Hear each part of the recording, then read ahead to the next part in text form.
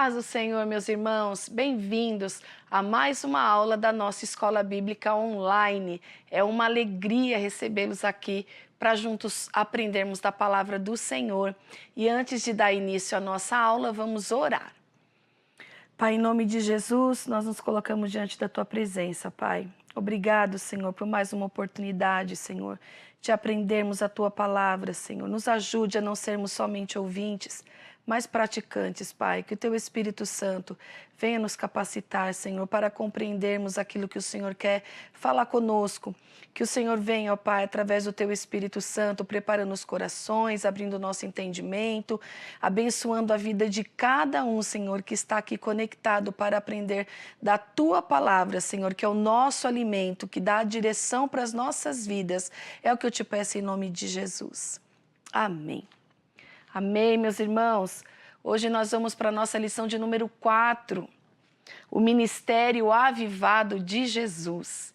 Esta revista nós estamos aprendendo sobre o avivamento, né? O tema é Aviva a Tua Obra, né? O Senhor falando, aprendendo sobre o avivamento, pedindo sempre ao Senhor, né? Que o Senhor continue deixando a nossa vida avivada, nós cheios da sua presença, para que a gente possa cumprir o propósito e aquilo que o Senhor tem através das nossas vidas também. E nós vamos começar aqui, meus irmãos, lendo pelo nosso textuário, que diz assim: Então, pela virtude do Espírito, voltou Jesus para a Galileia e a sua fama correu por todas as terras em derredor. Lucas 4,14. E a verdade prática, o alcance espiritual da vida de um crente avivado, revela a extraordinária atuação do Espírito Santo. A nossa leitura bíblica em classe está lá no Evangelho de Lucas, no capítulo 4, do versículo 14 ao 22, que diz assim: você que pode, pegue a sua Bíblia, se não tem, pega, se tem ela no seu tablet, no seu celular, acompanhe conosco. Então, pela virtude do Espírito, voltou Jesus para a Galileia, e a sua fama correu por todas as terras em derredor. Ensinava nas suas sinagogas e por todos era louvado. E chegando a Nazaré, onde fora criado, entrou num dia de sábado, segundo o seu costume, na sinagoga, e levantou-se para ler. E foi-lhe dado o livro do profeta Isaías, e quando abriu o livro, achou o lugar em que estava escrito: O Espírito do Senhor é sobre mim, pois que me ungiu para evangelizar os pobres, enviou-me a curar os quebrantados do coração, a apregoar liberdade aos cativos, a dar vista aos cegos, a pôr em liberdade os oprimidos e anunciar o ano aceitável do Senhor. E, cerrando o livro e tornando a dá-lo ao ministro, assentou-se, e os olhos de todos na sinagoga estavam fitos nele. Então começou a dizer-lhes: Hoje se cumpriu esta escritura em vossos ouvidos. E todos lhe davam testemunho e se maravilhavam das palavras de graça que saíam da sua boca e diziam: Não é este o filho de José? Amém, meus irmãos? Até aqui, até o versículo 22. Que lição maravilhosa, meus irmãos. Nós vamos aprender hoje sobre o ministério avivado de Jesus, o nosso mestre, né? O nosso Salvador, o nosso exemplo, aquele que nós seguimos os passos, aquele a qual nós somos discípulos, né? Com ele que nós temos que aprender, continuar aprendendo até a sua volta, né, meus irmãos? E o ministério de Jesus nos traz grandes ensinamentos, porque Jesus em tudo, ele foi fiel naquilo que foi designado, naquilo que foi dado a ele como missão para cumprir aqui na terra. Então hoje nós vamos aprender como que o Espírito Santo atuou no ministério de Jesus, como Jesus trabalhou no seu ministério, como que foi o seu envolvimento, a sua disciplina também, né, em cumprir tudo aquilo que o Senhor lhe ordenou. Amém, meus irmãos? Você que tem a revista, acompanha a nossa leitura, a introdução da nossa lição. Jesus iniciou seu ministério na Galileia, provocando grande repercussão diante do povo, pois a sua fama correu por todas as terras em derredor. Isso aconteceu porque, pela virtude do Espírito Santo, Jesus voltou para a Galileia. Nesta lição, veremos o impacto do ministério do Senhor sobre o povo. Além de um ministério avivado, sua mensagem era proclamada sobre a autoridade do Espírito Santo. Então nós vemos que, primeiramente, Jesus tinha um ministério avivado, porque o Espírito Santo o guiou, né? O Espírito Santo estava à frente e ele foi conduzido em todo o tempo que esteve aqui na terra. E o nosso tópico 1 é sobre o Espírito Santo, Jesus e a pessoa do Espírito Santo. O Espírito Santo na vida de Jesus é o subtópico. No nascimento, então aqui, meus irmãos, nós vamos falar da pessoa do Espírito Santo, na atuação na vida de Jesus. Então nós vamos falar no nascimento, como foi a atuação, como foi no batismo e na tentação que Jesus passou no deserto. Amém? Nós vamos começar pelo nascimento. O anjo Gabriel deu a seguinte notícia a Maria: descerá sobre ti o Espírito Santo e a virtude do Altíssimo te cobrirá com a sua sombra, pelo que também o santo que de ti há de nascer será chamado Filho de Deus. E nós já temos uma pergunta dos nossos internautas que estão enviando para nós as suas dúvidas. Vamos à nossa primeira pergunta.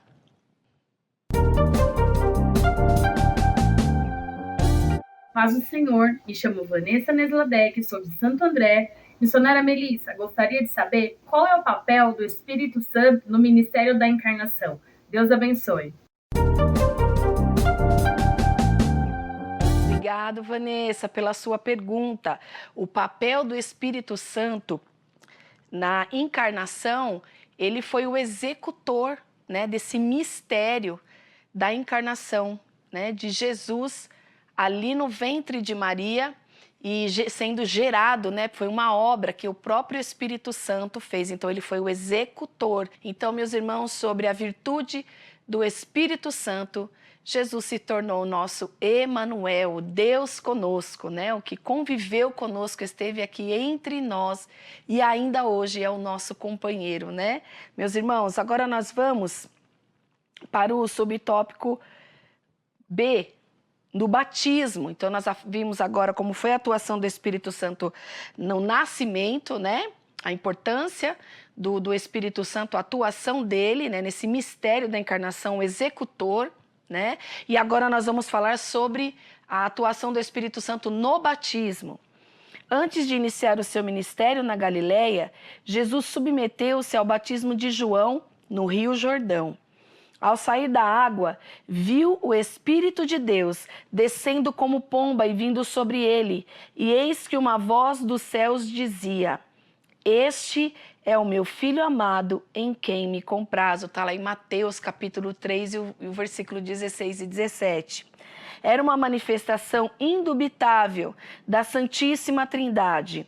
O Pai declarando Jesus como seu Filho amado, o Filho Jesus saindo da água e o Espírito Santo, em forma de pomba, descendo sobre ele. Que momento maravilhoso, irmãos, que momento ali que aquelas pessoas ali estavam, né, de receber Jesus. O próprio João, né, disse que não seria digno nem de desamarrar suas sandálias, mas Jesus, ele foi, cumpriu, né, com tudo que lhe foi proposto, tudo que era necessário, e ele foi ali se batizar, passar pelo batismo de João, né? E aí o Espírito Santo, como um símbolo ali, através daquela pomba, representando a descida dele sobre o Senhor Jesus. E nós vemos aqui, meus irmãos, o próprio Deus falando, né? Este é meu Filho amado, em quem me comprazo. Deus já faz essa declaração a respeito de Jesus antes mesmo dele fazer qualquer coisa, iniciar qualquer obra, dele ter atuado ali de forma pública aos olhos de qualquer um. Então, ele era já um filho amado, antes mesmo de fazer. Ele era um filho amado pelo que ele é, assim como você também, como eu. Antes de fazermos qualquer coisa para Deus, obedecendo a sua palavra, e sendo aquilo que o Evangelho, que a palavra de Deus nos diz, e cumprindo o nosso propósito, nós somos filhos amados de Deus. Não é pelo que nós fazemos, é por aquilo que nós somos de verdade, não é pela nossa aquilo que produzimos, é aquilo que a gente é dentro do nosso coração. E eu acho muito linda essa frase, né? Que Deus disse para Jesus nesse momento tão importante. Então ele se submeteu ao batismo de João, né? E deixou ali também um exemplo para que todos também, até aquele momento, passassem pelo batismo de João. Né? E Jesus também cumpriu, então o Espírito Santo no batismo atuou ali, vindo sobre Jesus, na forma de pomba que desceu sobre ele. E nesse momento o Pai fala também com Jesus. Então por isso que nós lemos aqui, foi a atuação da Trindade neste momento que ali dava-se início ao ministério terreno de Jesus, o momento que ele iria ministrar os seus ensinamentos, chamar os seus discípulos, né, ensinar as multidões, tudo teve início ali após o batismo. Amém, meus irmãos? E na tentação, vamos para este trecho, subtópico C, na tentação. Depois do batismo, Jesus foi conduzido pelo Espírito ao deserto para ser tentado pelo diabo. Está lá em Mateus, no capítulo 4. Ali experimentou o jejum de 40 dias e 40 noites e depois teve fome. Em todas as investidas satânicas, Jesus foi vencedor, usando a poderosa palavra de Deus. A cada ataque, nosso Senhor respondia: está escrito. Assim fica claro que se o Senhor Jesus não tivesse a presença do Espírito Santo, o resultado de suas provações não seria satisfatório. Olha, irmãos, os passos que Jesus passou, né, ali tanto indo ao batismo, se batizando e logo após isso sendo conduzido pelo Espírito para ser tentado. E tudo aquilo ao que ele foi tentado, o adversário, o próprio Satanás, se apresenta a ele após esse período de 40 dias, ao qual ele estava debilitado.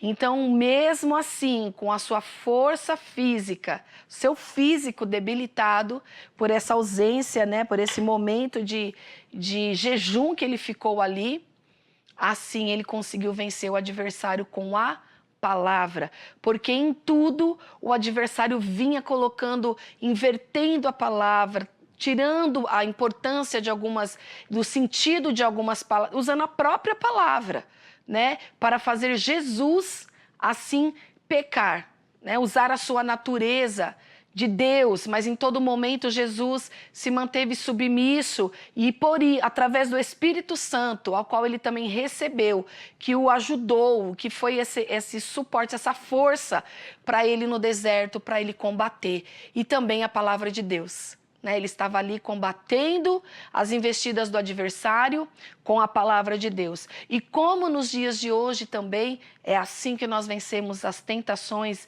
e aquilo tudo que o diabo vem nos oferecer. Porque o que ele tem para oferecer é só coisa perecível. É coisas que a terra aqui oferece, mas que também não é nada eterno. Mas o que Jesus veio oferecer são bênçãos eternas, aquilo que vai trazer proveito para a sua vida, não só aqui na terra, mas também por toda a eternidade. Então não troque nada do que é passageiro, mas não por aquilo que é eterno. Não troque, porque vai parecer vantajoso, vai parecer que você está ganhando algo, mas depois ele tira. Então ele é todo um engano, né? Ele chega a oferecer todos os reinos da terra para Jesus. Então, se ele teve essa audácia, vamos dizer assim, de ir lá e tentar o Filho de Deus, ele também, com certeza, vai fazer isso com cada um de nós, né, durante toda a nossa vida aqui na terra. Então, nós temos que estar sempre na prontidão, cheios do Espírito e também preparados na palavra, adestrados na palavra, irmãos, para podermos utilizar a palavra certa no momento oportuno, porque foi assim que Jesus fez. Mas também está escrito, e está escrito. E a Bíblia diz que depois o diabo se ausenta. né? Porque quando nós o resistimos, assim a palavra diz, resistir ao diabo e ele fugirá de vós. Então não olhe para o prato, não olhe para aquilo tudo que parece grandioso no primeiro momento, mas temos que saber quem é que está por trás destas palavras, destes oferecimentos, né? Porque ele oferece o pináculo do templo, leva Jesus ao pináculo. E às vezes o coração fica tão contaminado de tanto estar no alto, tanto almejar coisas e coisas daqui dessa terra que dê prazer, honras, né? Mas você tem que pensar, meus irmãos, com quem você está subindo nesse pináculo. Quem é que está te levando lá? Quem é que te levou para essa honra? Nesse caso aqui, quem que levou Jesus ali para que ele queresse, desejasse aquilo, foi o próprio Satanás. Então, o importante é a gente estar na companhia do Senhor, o Espírito Santo nos conduzindo, né? O Espírito Santo conduziu Jesus ao deserto, não para ele ser um perdedor, mas um vencedor, para ele vencer o adversário ali. E o que Satanás fez? Levou Jesus ao pináculo. Mas para o quê? Para que através de uma proposta ele perdesse todo aquilo que ele já era ali proposto, né? Para que ele veio aqui para trazer a salvação. E o diabo queria embaraçar, mas Jesus usou a palavra e venceu o diabo no deserto. Amém, meus irmãos? Vamos agora para mais um subtópico, o Espírito Santo no ministério de Jesus, tá? Nós falamos até agora sobre o Espírito Santo na vida de Jesus, né? Tanto no seu nascimento, qual foi a atuação do Espírito Santo, como também no seu batismo, também na tentação do deserto. Agora nós vamos falar do Espírito Santo no ministério de Jesus. Com cerca de 30 anos, Jesus iniciou seu ministério terreno. Depois de voltar do Monte da Tentação, no deserto da Judéia pela Galileia. A leitura bíblica em classe desta lição mostra que Jesus foi ungido pelo Espírito para evangelizar os pobres. Esta era a missão de seu ministério. De modo geral, nosso Senhor sabia que por causa dos bens terrenos, os ricos deste mundo não se interessam pela palavra de Deus. E sobre esse tema também nós temos mais uma pergunta dos nossos internautas. Vamos à pergunta. Oi, missionária Melissa, tudo bem por aí? Eu sou o Pedro Vitor, do ABC, e eu gostaria que você citasse pelo menos 3 objetivos no ministério de Jesus ao ser ungido pelo Espírito Santo. Muito obrigado e fica com Deus. Obrigado, Pedro Vitor, pela pergunta. Excelente pergunta. Então, vamos lá. O Espírito Santo, quando ungiu Jesus para o seu ministério, o trouxe para que ele também trouxesse vida aos cativos, aos quebrantados de coração, que ele pudesse salvar os cansados e oprimidos, trazer descanso. Então, tudo isso foi a atuação do Espírito Santo de Deus. Ele também foi levado, conduzido pelo Espírito a evangelizar os pobres. E Jesus, ele percorreu, né, por vários caminhos aqui enquanto esteve na terra, atingiu muitas pessoas necessitadas através dos seus ensinamentos e também do poder do Espírito Santo, né, que o usou também para curas, para sinais aqui na terra. Então, eu gostaria até de explicar o que significa esse curar os quebrantados de coração. O que significa isso? Os quebrantados de coração são aqueles que têm uma vida humilde, uma disposição para submeter-se à vontade de Deus. É para eles também que Jesus foi enviado, né? Para esses do quebrantado coração, para evangelizar os pobres e também para trazer liberdade aos cativos. Não é um quebrantado coração, um coração ali quebrantado diante de Deus, né? Para os humildes, para aqueles que buscavam se achegar-se a Deus. Então ele veio até eles, né? E com a mensagem do Evangelho, dos seus ensinamentos. Amém, meus irmãos? E ele também fez um convite aos cansados e oprimidos. Está lá em Mateus, capítulo 11, o verso 22. E apregou liberdade aos cativos. Está em João, no capítulo 8, do versículo 31 ao 36. Você que gosta de anotar, vai anotando. Aos que estão sujeitos à escravidão do pecado, que está lá em Romanos, no capítulo 8, no versículo 20 e 21. E deu vista aos cegos, né? Como eu disse, os sinais, os milagres. Também tem registros lá em João, capítulo 9, do 39 ao 41. E pôs em liberdade os oprimidos. Tudo isto foi a atuação do Espírito Santo na vida, no ministério de Jesus. Desse modo, o Espírito Santo atuava diretamente na obra do nosso Salvador. Amém? Então vamos para a síntese do tópico 1. O Espírito Santo teve uma participação ativa na vida e do ministério de Jesus. Então até aqui, meus irmãos, nós compreendemos que é fundamental aquele que segue a Jesus, aquele que tem um ministério, ser cheio do Espírito Santo. Assim como o Espírito Santo atuou, né, no nascimento, no batismo, na tentação ali de Jesus, o ajudando, né, e através da palavra ele vencendo, e também aqui no seu ministério aqui na terra, foi conduzido para essas pessoas, porque quem nos conduz, irmão, quem nos leva aqui no lugar e para as pessoas que precisam ser tocadas, é o Espírito Santo de Deus. Em todos os momentos, Jesus foi conduzido pelo Espírito em seu ministério. Agora nós vamos para o tópico 2, Jesus e a oração em seu ministério. Então, no tópico 1, falamos sobre o Espírito Santo atuando na vida de Jesus. E agora é Jesus e a oração, a importância da oração em seu ministério. Então vamos lá, o valor da oração. A oração do Pai Nosso aparece em 2 versões nos evangelhos. A primeira em Mateus 6, do verso 9 ao 13. A segunda em Lucas, capítulo 11, do 2 ao 4.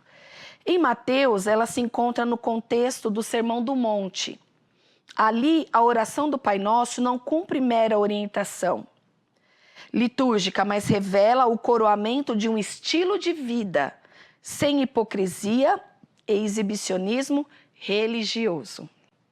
Dessa forma, uma pessoa avivada se dirige a Deus com o Pai Nosso, santifica o nome dele, deseja a vinda do seu reino, anela por viver a vontade de Deus, a cada dia está na dependência do Senhor. Dai-no nosso pão de cada dia. Confessa os pecados e pede perdão. Ela suplica por proteção a Deus e, finalmente, sabe que dele é o reino, o poder e a glória para sempre. Está registrado lá em Mateus, no capítulo 6, do versículo 5 ao 9. Olha que maravilhosa essa oração modelo, que nós também chamamos a oração do Pai Nosso, ao qual a gente está ali, não é você daquilo fazer repetir aquelas palavras, mas como aqui o próprio comentarista, ele já foi esmiuçando as palavras que Jesus foi deixando ali. Santificado seja o teu nome, é você render glória, é você render graça, é você expressar e se render à santidade de Deus. E tudo ali, cada tópico aqui falado, santifica o nome do Senhor através da oração. Então nós entramos na presença do Senhor, primeiro pedindo perdão pelos nossos pecados, exaltando a santidade do Senhor, depois venha o seu reino, ou seja, venha aquilo que está estabelecido pela tua palavra e pela tua vontade.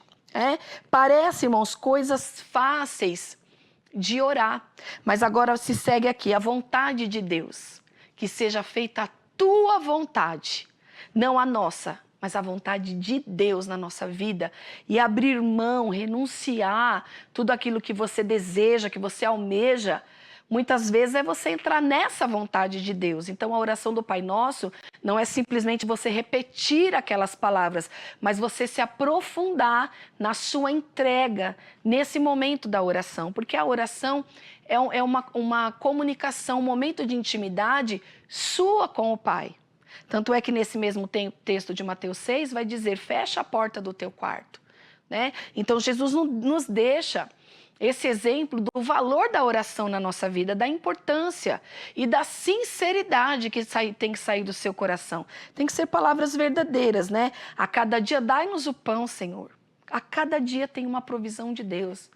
Senhor, eu preciso disso. Nós temos que apresentar ao Senhor também as nossas necessidades e Ele é o Pai, Ele é o Deus que cuida de nós todos os dias e nos envia a providência. Ele é a nossa providência. Então, cada parte ali do Pai Nosso, depois vocês leem com calma, meus irmãos, que só falar do Pai Nosso aqui a gente poderia ficar mais de meia hora, talvez até mais, falando do que significa cada trecho que Jesus ali nos deixou como oração dominical, oração modelo. Tá bom? E nós vamos agora para mais uma pergunta sobre este tema com os nossos internautas. Vamos lá, queridos? Olá, meu nome é Paula, eu sou de São Caetano do Sul. E eu gostaria de saber, missionária Melissa, o que a oração do Pai Nosso revela? Muito obrigada, Deus abençoe. Obrigado, Paula, pela sua pergunta. E vamos lá, queridos, o que a oração do Pai Nosso revela? Revela uma vida humilde, de entrega a Deus. A pessoa que faz esta oração, de entrega, de adoração ao Senhor, de declarar a santidade dele, de acreditar que ele vai trazer a porção necessária para aquele dia.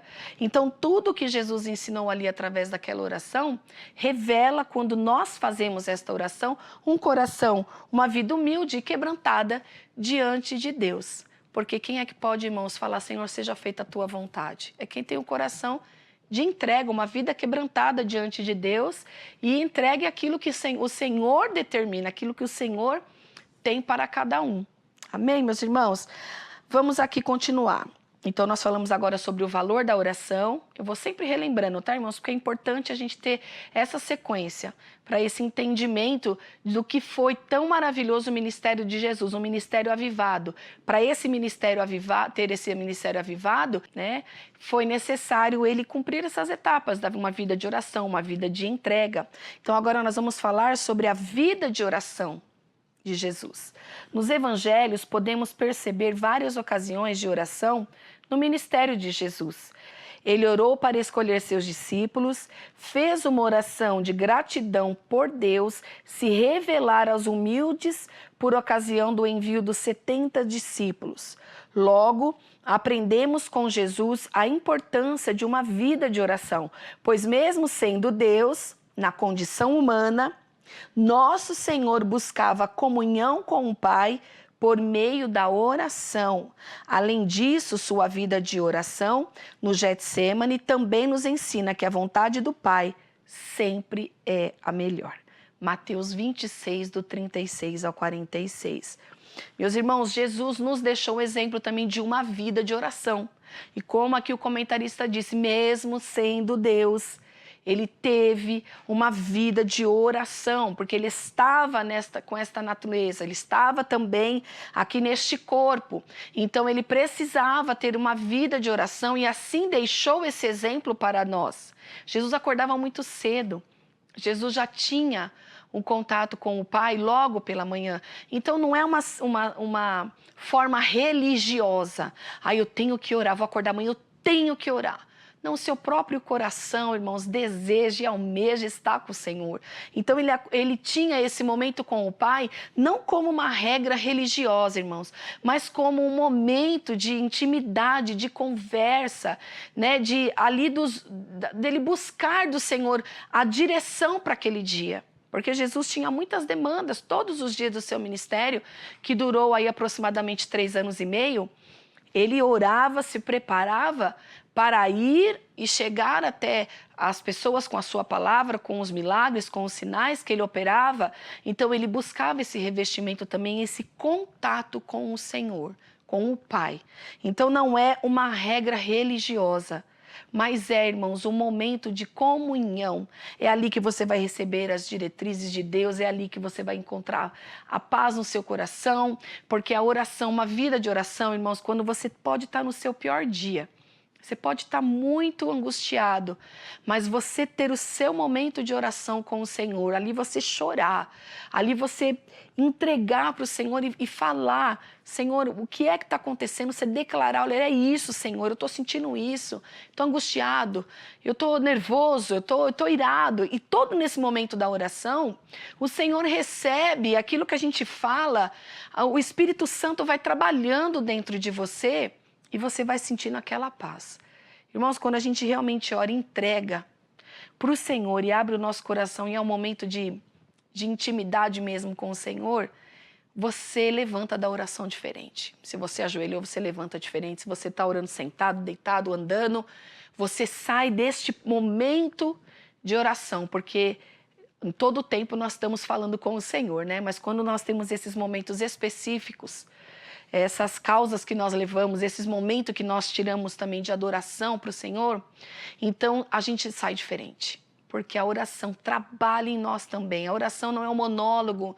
A oração é você também aguardar o Senhor falar com você. Porque Ele vai falar, Ele vai trazer a paz necessária que você precisa. E mesmo que ainda você não consiga entender a resposta, algo de Deus você trouxe. Quando a gente vai orar, a gente não leva só causas, irmão. A gente não tem só um momento de oração. A gente traz coisas assim de Deus, virtudes para a nossa vida. E isso é maravilhoso, é isso que faz toda a diferença. Então Jesus nos deixa o exemplo também do valor da oração e de uma vida de oração. E Jesus tinha essa disciplina, viu, irmãos? Jesus era disciplinado. Nós precisamos ter essa disciplina. Nem todo dia você vai acordar com vontade de orar, mas você sabe também da necessidade que você tem, da sua vida. Né? A oração é vida para nós. Contato com Deus é vida. Então, o seu dia já começa melhor quando você ora. E Jesus tinha essa disciplina. Então, você vai porque você sabe que você tem que orar. E naquele momento, você vai vendo e sendo envolvido pela graça de Deus, pela presença do Espírito Santo. Irmãos, porque quando você está na oração, você se envolve na oração, parece que você sai até do ambiente que você está. Você entra na presença de Deus realmente. Você sente aquele lugar sendo transformado pela presença do Senhor.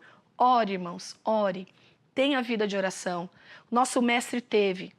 Nós precisamos e dependemos do Senhor para tudo.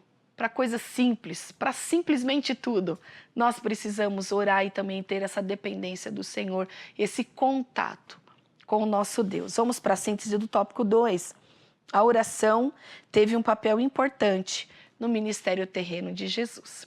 Bem, meus irmãos, falamos sobre o Espírito Santo, sobre o valor da oração, a importância da oração no ministério de Jesus. E agora nós vamos para o tópico 3, uma vida da unção do Espírito.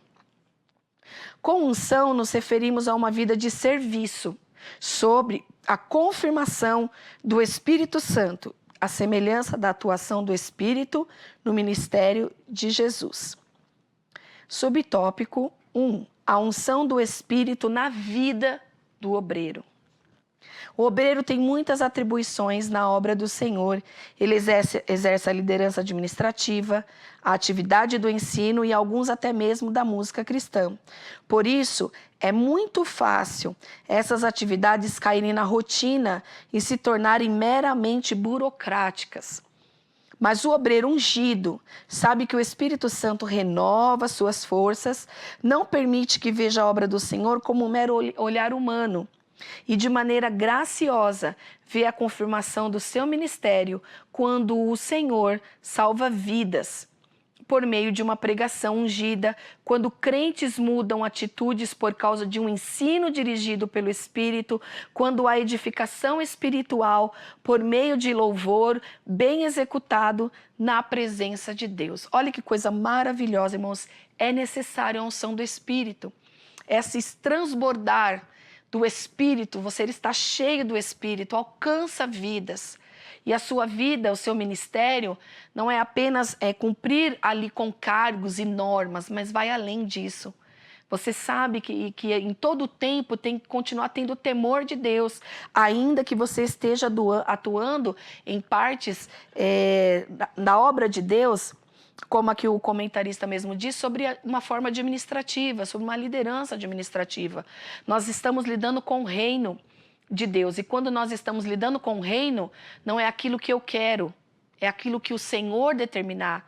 Eu não posso confiar meramente naquilo que eu estudei aqui na terra para desenvolver, mas que também tem que ter a busca da direção de Deus.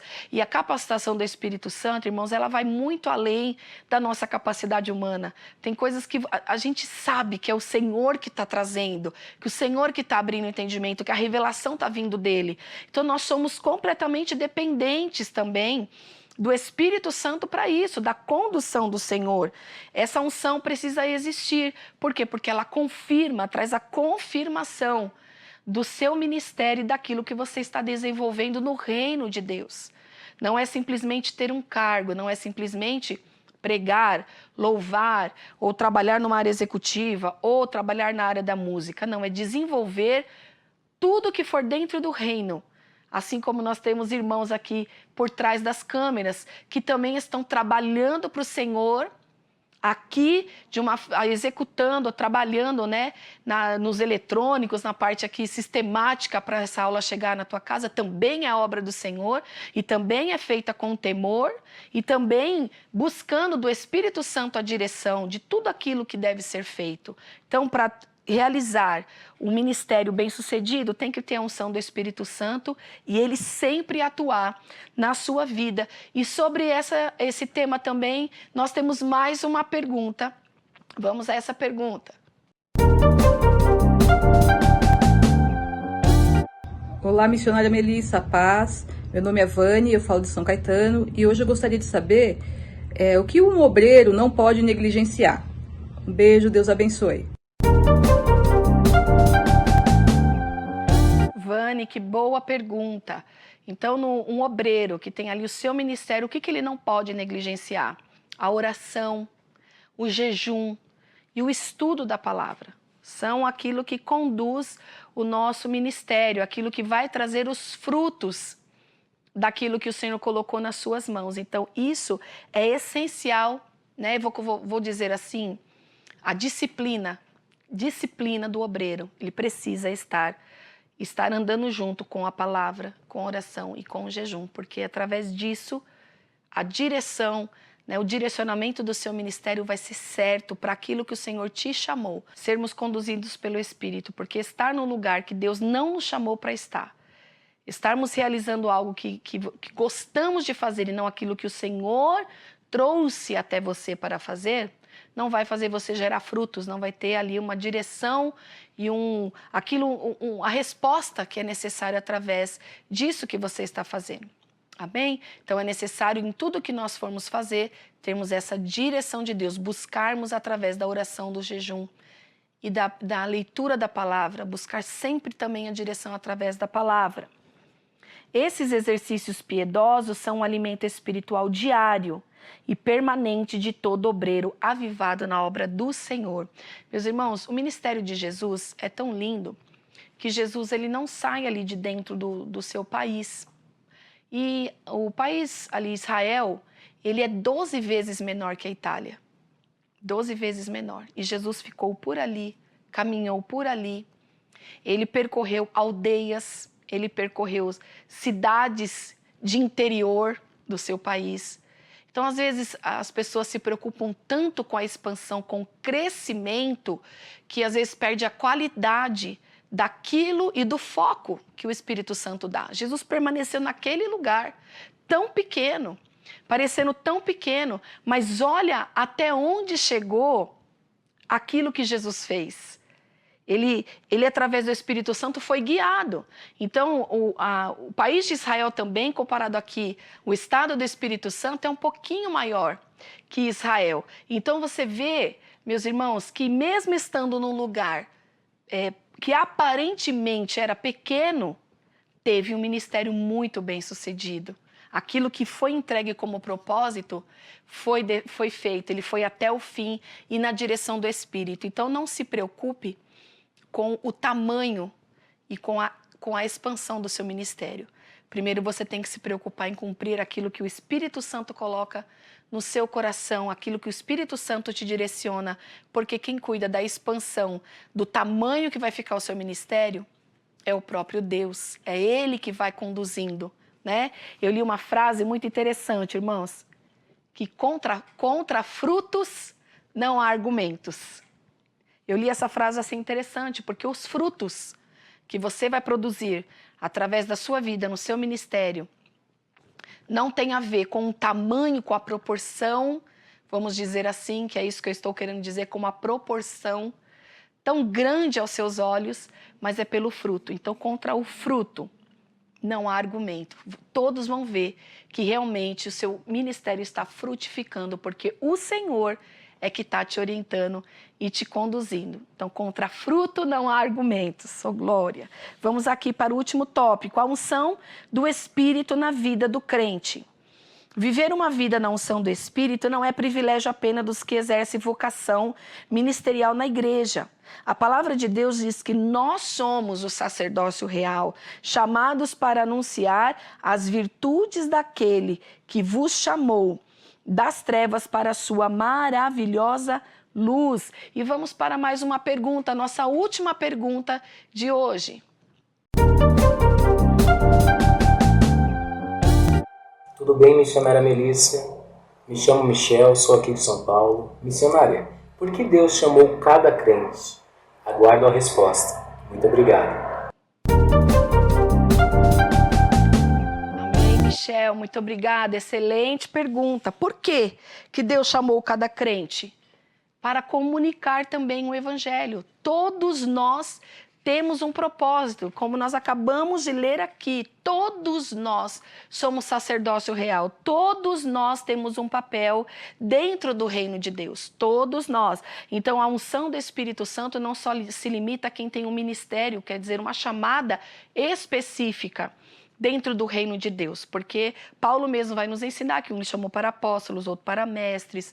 Então, cada um tem uma função dentro do reino. Para isso são chamados específicos. Mas aqui nós entendemos que todo cristão tem sim a sua incumbência, o seu propósito, que é o quê? Proclamar a palavra de Deus, falar sobre o reino de Deus, levar o evangelho. Essa é a missão de todo cristão.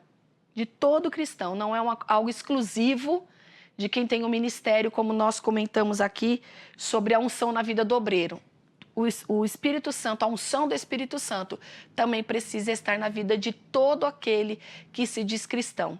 Todos frutificam na presença de Deus, irmãos. Todos nós temos um propósito do Senhor. Um é diferente do outro. Nós temos que aceitar aquilo que Deus designou para nós, porque até isso o Espírito Santo determina. Os talentos que são dados, aonde você vai, o que você vai desenvolver, é tudo determinado, irmãos. É por próprio Deus. E o Espírito Santo vai conduzindo. Ele é aquele que executa dentro de nós e nos impulsiona e nos capacita para realizar o chamado do Senhor nas nossas vidas. Então, todo cristão tem essa missão de comunicar o Evangelho aonde? Em todos os lugares. Todos os lugares é o lugar de atuação do cristão transmitindo o Evangelho. Bem, meus queridos, mas para isso a nossa vida deve estar debaixo da unção do Espírito. Está escrito na nossa lição.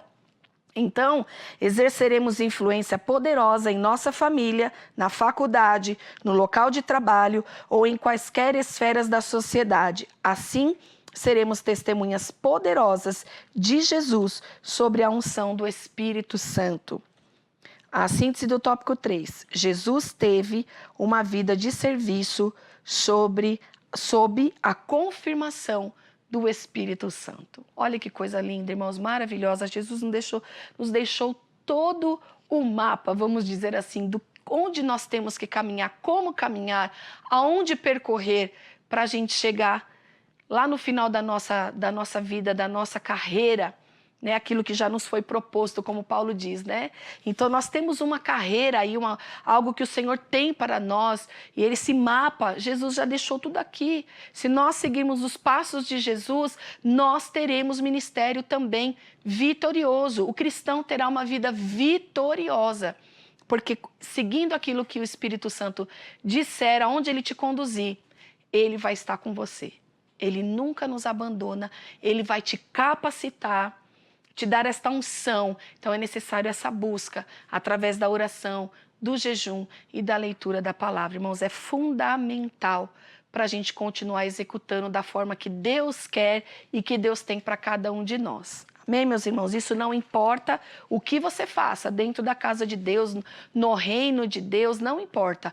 Para todos é necessário essa busca. Amém? Vamos para a conclusão? Nesta lição, vimos que o Senhor Jesus teve um ministério avivado, porque foi ungido pelo Espírito Santo. Ora, se o Senhor Jesus, sendo Deus, foi ungido pelo Espírito Santo para desenvolver o seu ministério, por que conosco seria diferente? Vivamos, pois, uma vida de serviços na casa do Mestre, de modo que o Espírito Santo confirme a nossa vocação. Amém, meus irmãos? Que Deus abençoe a cada um. Guarde essa frase, ó, contra frutos não há argumentos. Vai frutificar a sua vida. Continue dando vazão e liberdade para o Espírito Santo trabalhar na sua vida. Amém? Que Deus abençoe e até a próxima aula.